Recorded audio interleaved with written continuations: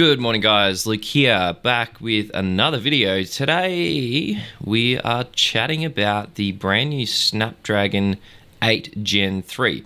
So this actually got announced a couple of days ago, but I found this article today on News 9 Life, and what's really interesting is this Snapdragon chip is going to beat Apple's A17 Pro chipset. It doesn't beat it in every regard, but it's still very, very impressive.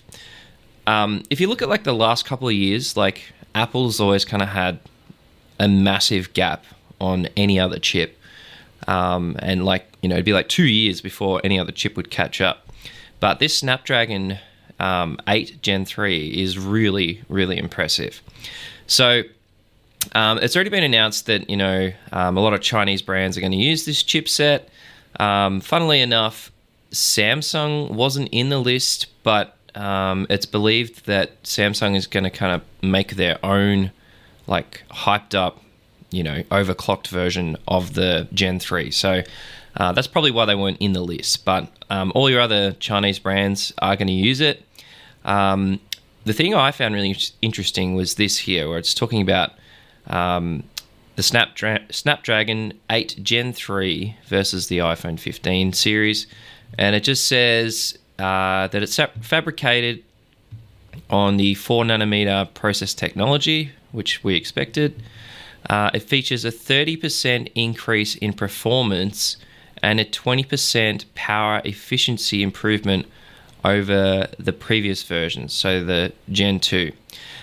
Let's just quickly talk about the Gen 2. So the Gen 2 is a very, very capable chip.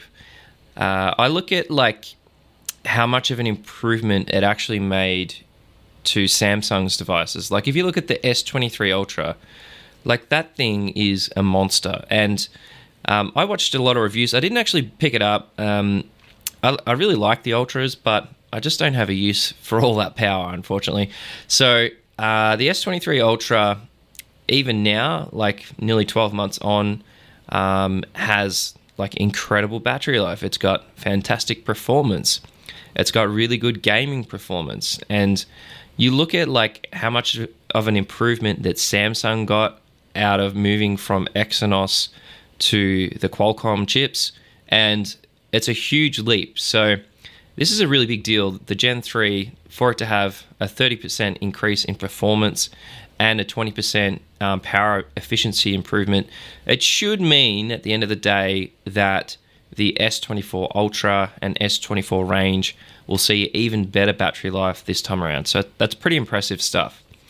Now, there's lots of different things here talking about, like single core between 2300 and 2200.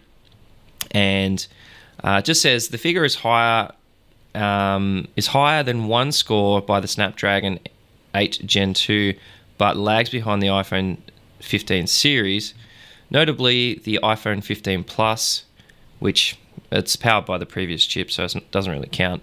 And then you look at the 3nm chip, which is the A17 Pro, that scored 2,900 points, so it's just a little bit behind. Still pretty impressive.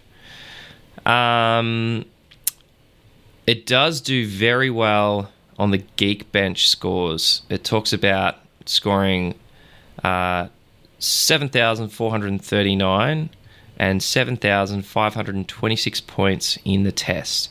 It says, meanwhile, the iPhone 15 Plus scored 6,400 points, and the iPhone 15 Pro Max scored 7,200 points.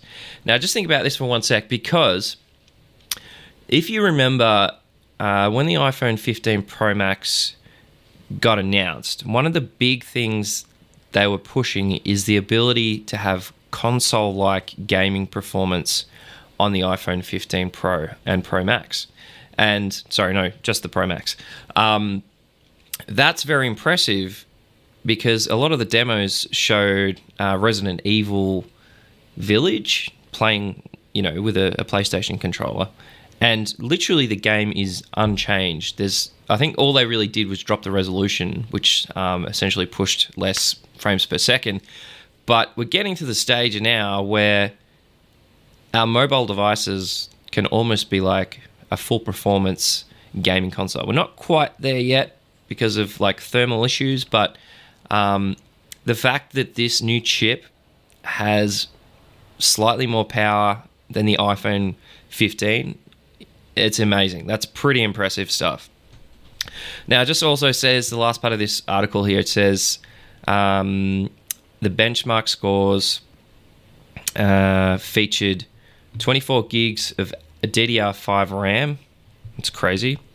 At 4.8 gigahertz and 512 UFS 4 storage. The reference device also comes with 144 hertz Full HD AMOLED display and a 4100 milliamp battery. So pretty impressive stuff, guys. I imagine these new devices that we're going to get this year are going to be so buttery smooth, a really strong focus on gaming performance.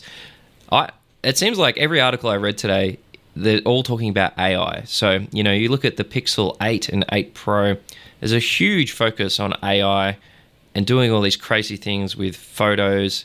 I read an article this morning, one of the Chinese brands is even giving you the ability to take photos of someone and then put them in situations like at the snow or somewhere else around the world. It's just getting to that kind of next level with AI stuff. So there'll be lots of AI incorporated into this new chip. But I was very impressed with the early stats on the Gen 3 chip.